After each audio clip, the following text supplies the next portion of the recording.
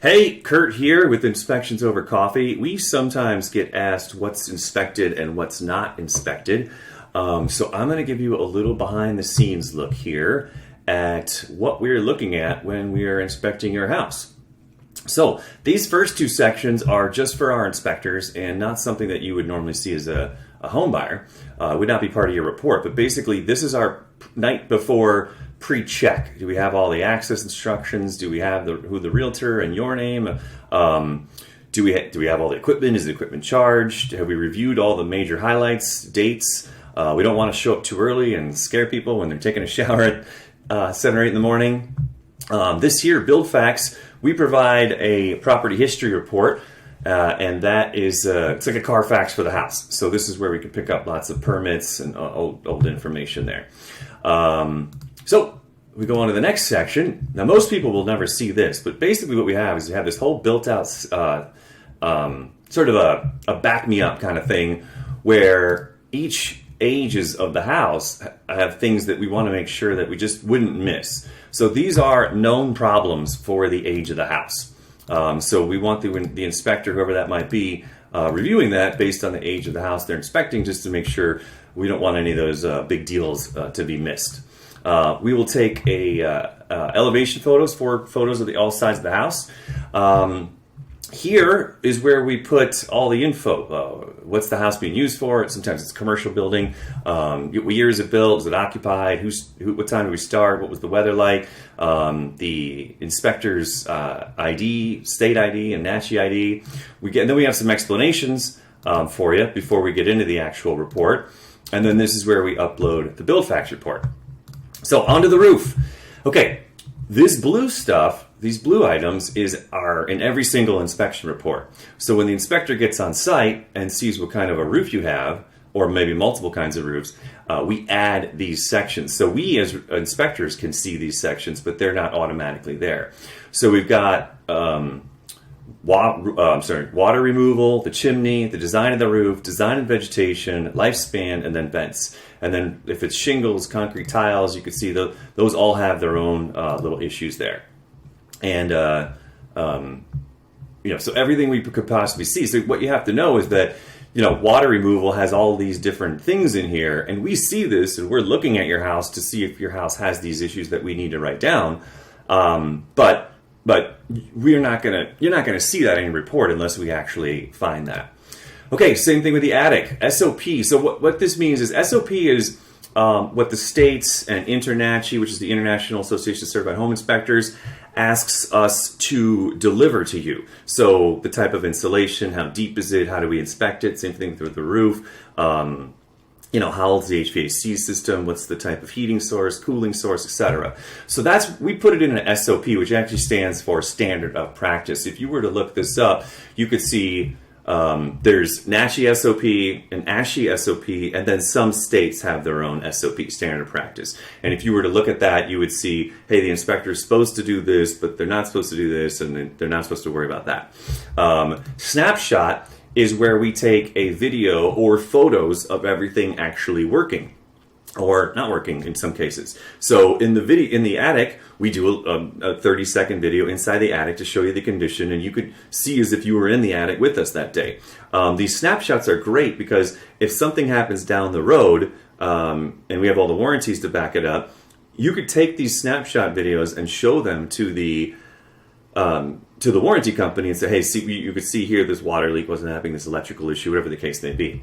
So again, if for some reason we can't go in the entire attic, is there any moisture intrusion, access and insulation, venting, and the roof decking. So what you won't see here is plumbing, electrical, heating, and cooling. Because while those things are in the attic, you can see on the left here, those are their own systems. So big picture, when we're evaluating a house you're going to buy, we're looking at the roof as the roof, and then we're looking at the exterior as like keeping water out of the house. We're looking at electrical as its whole system. So when you'll see our inspectors there, they start with the panel, and then they go to all the electrical items. And what ends up happening with the final report, let me come here, is you have a heating, a cooling, a plumbing, and an electrical section. So you don't want a kitchen section that has a plumbing issue, an electrical issue, and an appliance issue, because those are three different vendors that you would need to bring in: an electrician, a plumbing, and an appliance person. So you want all of the electrical items bundled up together so that when we come here, any issues right here: electrician, handle this; plumbing, handle this; doors and windows, handle this. Same thing, kitchen and laundry appliances. So we've separated everything out so that it's just very, very easy for you to act on the information that we give you. If the house has a pool, all of a sudden we'll add this section, and then we've got all the pool considerations.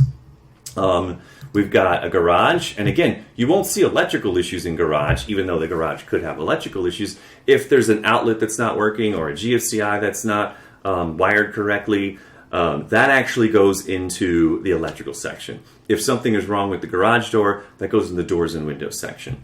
Water heater, again, you'll see all the SOP, age, energy source, how big is it, and then we give you some information on the maintenance of it.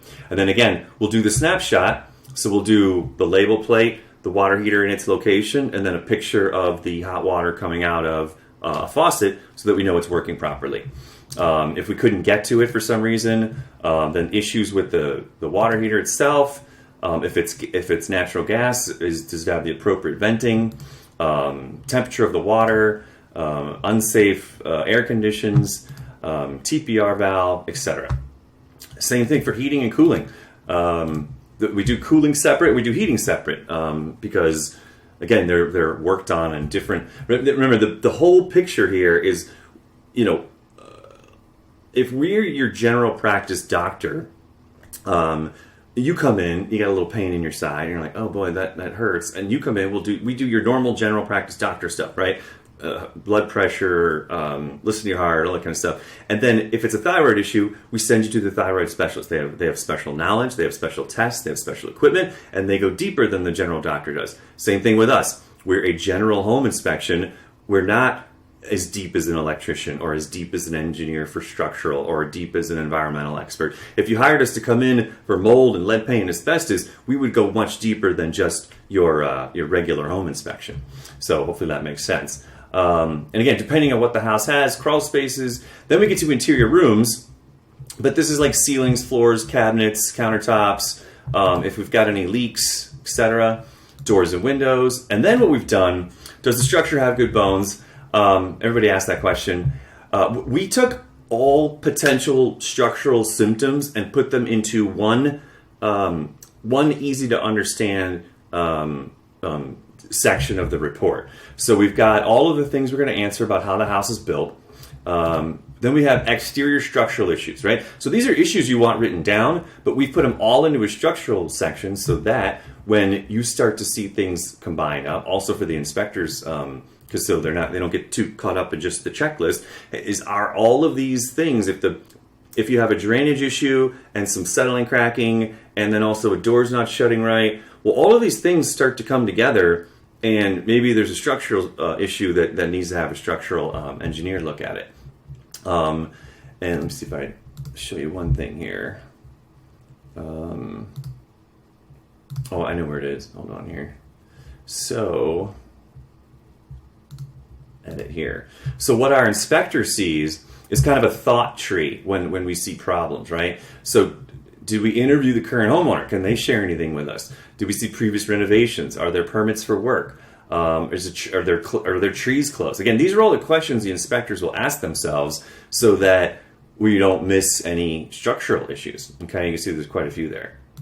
So again, that's for the inspector on site to see, but those are the questions we're going through as we're doing, as we're evaluating the house. So then we've got the visible portion of the foundation, if there's a crawl space or a basement, attic issues, and then interior issues. So again, you'll see that with this structural section, basically it helps a layperson who's buying a house who maybe isn't a structural expert, and by the home inspector who can get bogged down on doing all of the systems. It just does everything it possibly can to help not miss a structural issue. We would never want that. We've got fire suppression sprinklers. We have the actual fireplace itself. So not every house has a fireplace, so you see it's grayed out. So if we get to the house and the house has a fireplace, we have a fireplace section. We talked about kitchen and laundry appliances. And then there's a whole bunch of things that we don't always use. We got residential elevators, sewer scopes. Here's our solar power section. So if you have solar power, we're going to inspect that and give you a whole bunch of information and walk you through that. Mold, asbestos, and then thermal imaging. If I go back to this report here, we thermal scan the whole outside and inside of the inspection report. I'm sorry, inspection report, I'm talking silly, of the house. So we will provide you with these photos. These photos here are not indicating anything abnormal. If there was a leak, if this toilet were leaking, you would see like a dark blue underneath here. And so then that would go into that plumbing leak or moisture intrusion, plumbing leak in interior rooms section. So there won't be any issues found in this thermal imaging section, but these photos are for your benefits. You can see them. And then let's see, whole house findings. So these are things, this is stuff that like, you know, if the house was vacant, if there's evidence of pests, previous termite treatments, you know, these are items that don't necessarily fit into a major system of the house. We have a summary checklist. This is what we're going to go through with you at the end of the inspection. We're obviously going to show you our report, show you what our findings were, and then we're going to explain to you all the extras that we provide for you. Info and next steps. So these are some gotchas, right? If you read through these sections, we've seen, over 15 years and 15,000 houses, we've seen a lot of gotchas, whether it's contractors that come in after us, or how the warranties work, or what's the money back guarantee, or just the fact that houses need ongoing maintenance. There's a lot of really great information in here. Let's see here. And then our exit checklist. Again, we don't deliver this to the home buyer in the report, but this is our checklist that we're going to do before we leave the house. So we're going to make sure the AC and the heat are back, the windows and the doors are back to where they belong, all the lights are off, and the big one, make sure the oven's turned off, right? Oh, we never want to leave an oven on. People get mad over that one. So that's it. So we are literally like working our way from the outside of the house in. This is the order we try to do things in. The only thing that I didn't talk about here is when we first get started, we're pulling all the serial model numbers off of all the appliances, furnace, water heater, etc. And then that's going into a separate system that's going to provide the home buyer with a recall report. So, and again, that's done separately from the home inspection. But you will have a catalog of all of your serial model numbers that way. And you get that report once a month as long as you own the house. So that's great too. So that's kind of an inside look of what we're inspecting. So we get that question, what's inspected and what's not inspected. Now we kind of know the answer. Now, let me see if I can move this. I think I lost the page. Let me Arizona.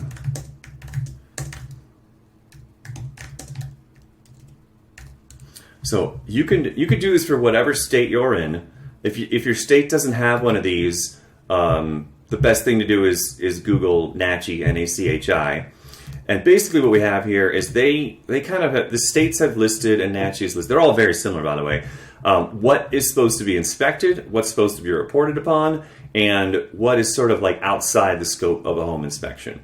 So, again, we try to write down problems, whatever we can find. We try to be as super thorough as possible without being alarmist.